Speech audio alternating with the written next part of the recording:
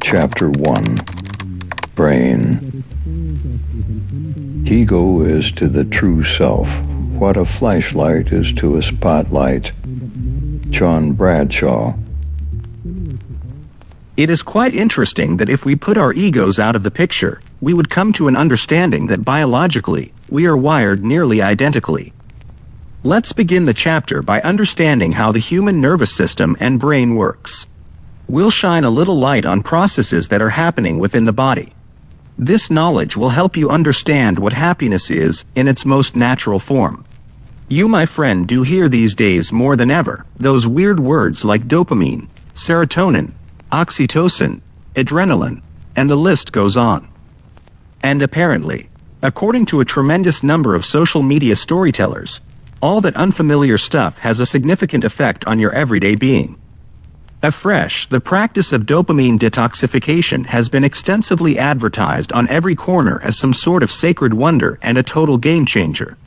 But let's leave those confusing words out for a moment and delve into a smidgen bit of science to understand what the brain really wants. If we were to compare our body to a computer, then the brain, most obviously, would be an analogy of a processor. Just like in a computer, our processor receives input signals from the sensory nervous system, senses like touch, taste, smell, sight, and hearing, analyzes them, and sends output signals via tiny wires called nerves to human output devices, muscles and organs. What for, you may ask? Well, for one reason only: to fulfill our immediate needs. A need is a psychological feature that makes us, let's say, get our butts off a couch and go places to get a bite, preferably to our fridge, to conserve precious energy. It is worth noting that things have become more accessible in the latest patches of our virtual reality. The players of beta versions of life had to go through much tougher challenges just to make it through to another day. So, essentially, a need for something creates a goal in our mind and it makes our system work towards it. And to make it possible for our complicated body to complete tasks like these, our brain analyzes the current need or needs, selects the more pressing one, and sends signals to our muscles to move our body toward the desired solution. The priority of needs was well presented back in 1943 by psychologist Abraham Maslow. Physiological needs lie at the foundation level, and they drive the entirety that will keep our brain and hence our body running. The inclusion of sex to basic needs has been controversial. Yet Mr. Maslow must have been a pure soul, and by sex meant nothing but the quick mixing of one's DNA with another person's in some darkened corner only for the sake of creating a new player into this world. Level 2 describes the need for safety. Also reasonable. As a human being, you want to be secure about your health. The fewer health points, the lower are chances for you to remain in the game. The need for safety is vast. It permeates various aspects of life. Nobody wants bombs falling on their head or people beating them in the streets. Physical security. Distancing people who constantly drive you crazy gives you some sort of peace. Emotional security. And last but not least, the need for financial security. It applies more towards the players of higher levels, usually 25 and above. Financial security means being sure you have enough in-game resources to take care of yourself. Easy mode. Your spouse, and a little one. Difficult mode. The difficulty mode you play on is directly proportional to the number of people who depend on you financially. Lack of resources damages your emotional security first, then it affects your health points, and, eventually, the perfect world you've been building for so long will collapse just like a house of cards.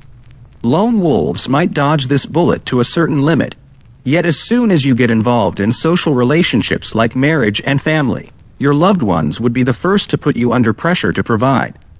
Choose wisely, my friend. Those who are supposed to have your back do have a hidden superpower to hurt you the most. Level 3 delves into the need for romance and sexual relationships for pleasure. But honestly, with the head-whirling amount of online gaming and food delivery services, only a tiny percentage of us incels have the courage to step out of our comfort zones and reach higher than level 2. Level 4 involves esteem needs.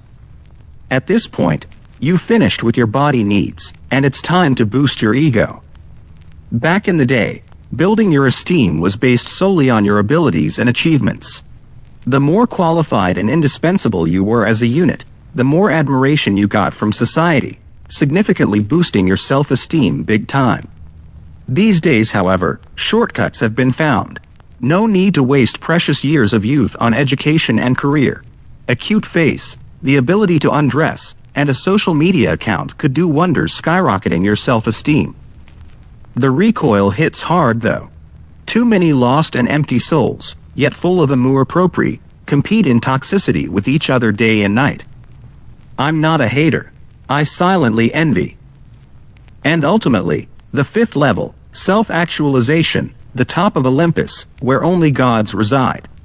After one has successfully gone through levels 1 to 4, fulfilled all their needs, and built enough esteem, they realize there's no other way higher up but to become a better version of themselves. At this point, no need to worry about the basic necessities. The sole goal is to reach one's full potential. In the real world, the milestone can be described as non-existent.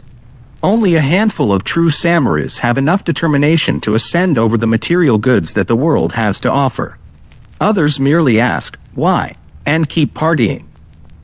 Apart from moving a body from point A to point B, the brain also uses the autonomic nervous system, ANS, to make sure we breathe, our heart pumps blood and provides organs with oxygen, and so on and so forth.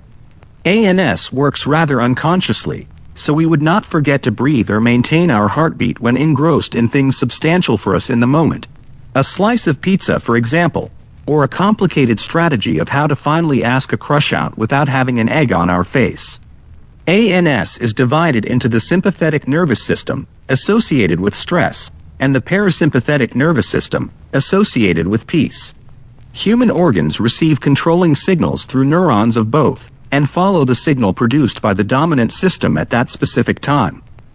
The sympathetic system stimulates the fight or flight response of one's body, triggered when the brain experiences any stressful situation. The brain starts operating faster and eating up more energy in those moments, like the fuel in cars speeding up. The parasympathetic system, on the other hand, stimulates rest and digest responses. It gets the floor when you have successfully coped with whatever bothered you. The brain says it's time to rest and stores its precious energy for another stressful time.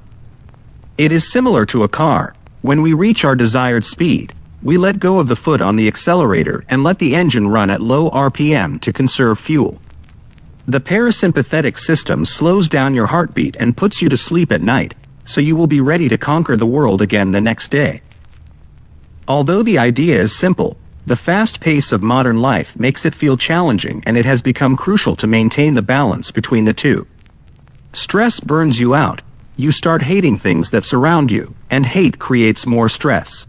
Thus, the vicious cycle continues. You need to work as much and as hard as you possibly can. Only then you'll have a chance to afford the best therapist to fix you. After you heard the joke, neurons in your brain send signals to each other to process it. Every function of our body, from our emotions to our memory and countless signals sent to our muscles and organs, is an electrical signal transmitted by neurons. Chemistry also plays an important role. To transmit a signal between neurons, they produce a signaling molecule, a neurotransmitter, a chemical which fills the gap between two neurons.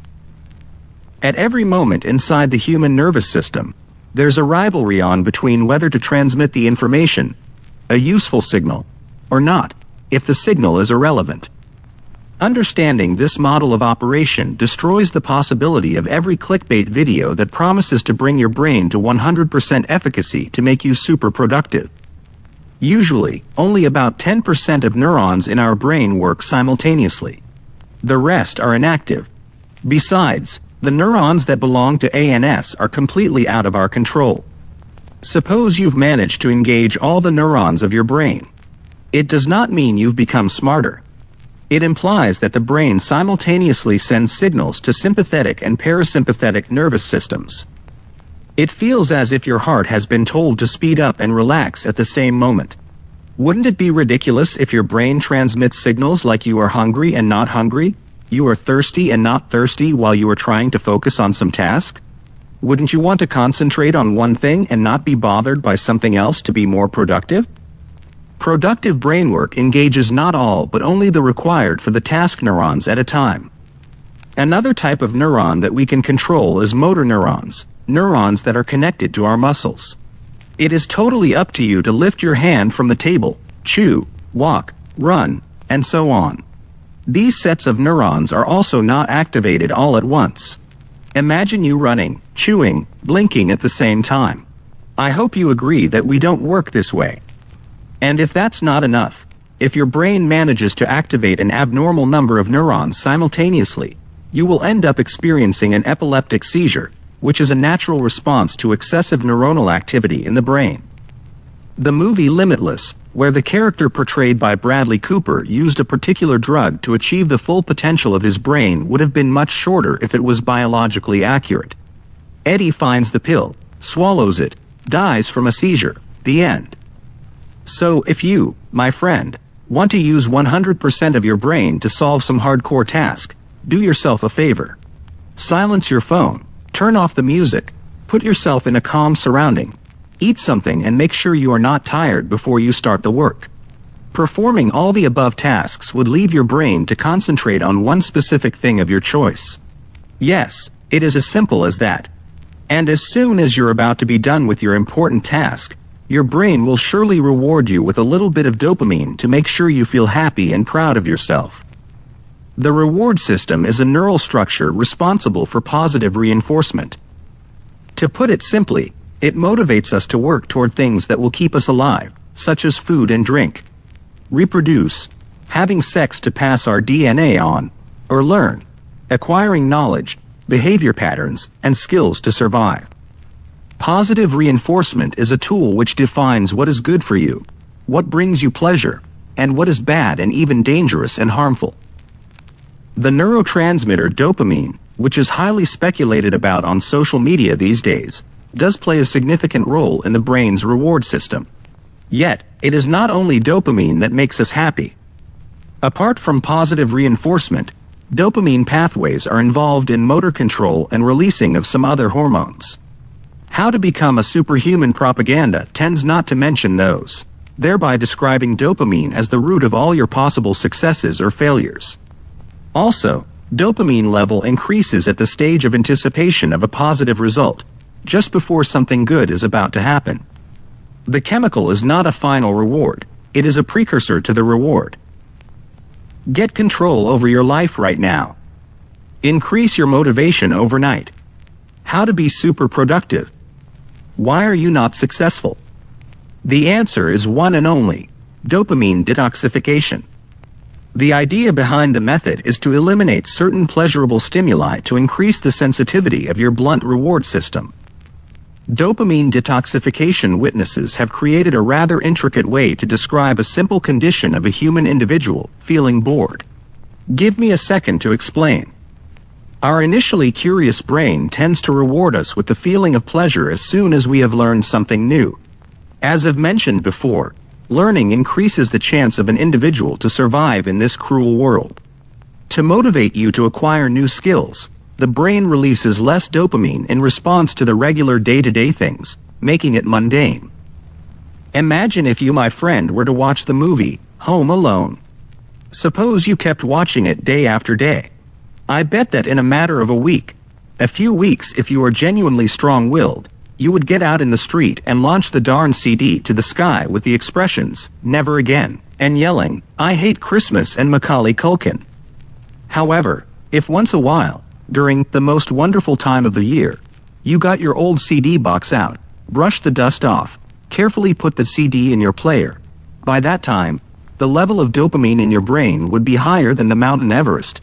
Got under a blanket, turned off the lights, leaving only garlands on your Christmas tree to illuminate the room, took a sip of cocoa and pushed play. You'd laugh to tears, overwhelmed by joy and happiness, even though you were watching it for the 13th time. And just like that, it works with every other thing you may do in your life. Let's take a job for another instance. As adults tend to spend more time earning for lasting impressions, An ideal choice is a job with diverse tasks that prevents your brain from getting tired of repetitive things. But let's be honest, most jobs are rather routine. So do stuff outside work. Read, watch movies, go for a walk, play computer games, go to the gym, party. The list of affordable activities is actually pretty long. The idea is to switch from a use to activity, boring, to something different, and your brain won't hesitate to reward you. But what happens with my dopamine level, you may ask? Well, if you don't take heavy drugs, your dopamine level increases and decreases constantly. Let's say you're eating a tasty burger. You are prolonging your being, and it is time to get a happy candy from your brain as a reward. Then you go back to work, and the level of dopamine subsides over time. Then, after work, you drive home and come across a nice tune on the radio. The level of dopamine increases. You enter your place and see your dog pooped on the floor. Well, it is stressful, I know. The level drops down again. And it goes on. People with a critically low level of dopamine have Parkinson's disease.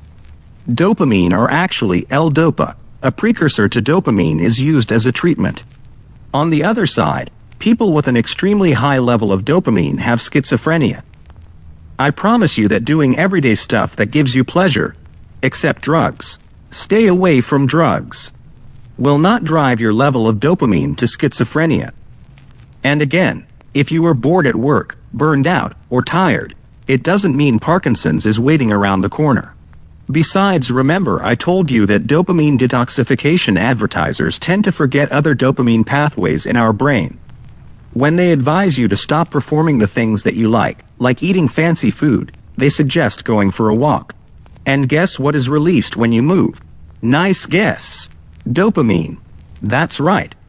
While mastering detoxification from dopamine by not doing usual pleasurable stuff, you continue obtaining it from other activities. But let's be honest here, it is way easier to make people fall for some mysterious sacred practice of dopamine detoxification than for simple advice. Amuse yourself. You are simply bored hardly sounds like a good clickbait.